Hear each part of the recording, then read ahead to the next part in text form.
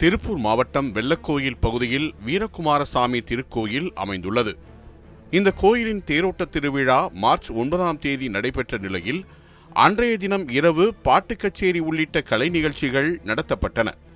இந்த கலை நிகழ்ச்சிகளை காண தாய் மற்றும் தோழியுடன் அதே பகுதியைச் சேர்ந்த 17 வயது சிறுமி சென்றுள்ளார்.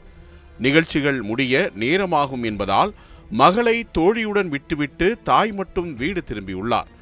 ஆனால் கலை நிகழ்ச்சிகள் முடிந்து வெகு நேரமாகியும் மகள் திரும்பி வராததால் அச்சமடைந்த 17 வயது சிறுமியின் பெற்றோர் அவரை ஊர் முழுவதும் தேடி அலைந்துள்ளனர். இருந்தபோதும் மகளை கண்டுபிடிக்க முடியாததால் சிறுமியின் பெற்றோர் செய்வதறியாமல் திகைத்துள்ளனர்.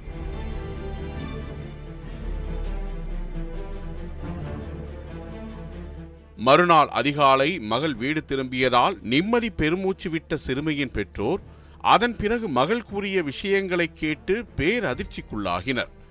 திருவிழா கலை நிகழ்ச்சிகள் முடிந்து தான் வீடு திரும்பிக் கொண்டிருந்ததாக கூறிய சிறுமி அப்போது இருசக்கர வாகனத்தில் 2 காரில் 5 பேர் என மொத்தம் 7 பேர் தன்னை துரத்தியதாக பெற்றோரிடம் தெரிவித்துள்ளார்.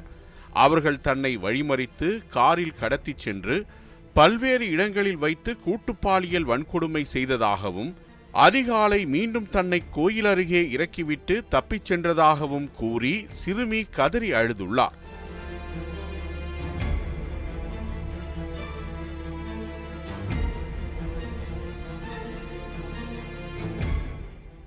இதை கேட்டு மனவேதனையடைந்த சிறுமியின் பெற்றோர் தங்கள் மகள் கூட்டுப்பாலியல் வன்கொடுமைக்கு உள்ளாக்கப்பட்ட சம்பவம் தொடர்பாக காங்கேயம் அனைத்து மகளிர் காவல் நிலையத்தில் புகார் அளித்தனர்.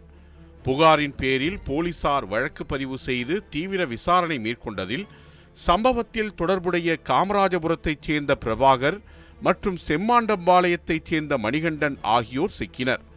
கைதானவர்கள் அளித்த வாக்குமூலத்தின் அடிப்படையில் 17 வயது சிறுமியிடம் கூட்டுப்பாலியல் வன்கொடுமையில் ஈடுபட்ட சதீஷ், நந்தகுமார், தினேஷ், நவீன்குமார், பாலசுப்ரமணியன் ஆகிய மற்ற 5 பேரும் கைது செய்யப்பட்டனர்.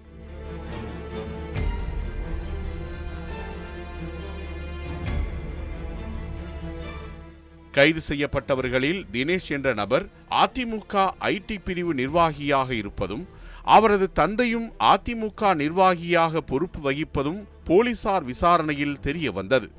அதனைத் தொடர்ந்து சிக்கிய 7 பேரையும் போலீசார் திருப்பூர் நீதிமன்றத்தில் ஆஜர்படுத்தி கோவை மத்திய சிறையில் அடைத்தனர். இந்த வழக்கில் தொடர்புடைய மற்றொருவரை தனிப்படை அமைத்து தேடி வருவதாகவும் போலீசார் தரப்பில் தகவல் தெரிவிக்கப்பட்டுள்ளது. 17 வயது சிறுமி கூட்டுப்பாலியல் வன்கொடுமை செய்யப்பட்ட சம்பவத்தில் அதிமுக நிர்வாகி உட்பட 7 பேர் கைது செய்யப்பட்டுள்ள சம்பவம் அதிர்வலைகளை ஏற்படுத்தியுள்ளது.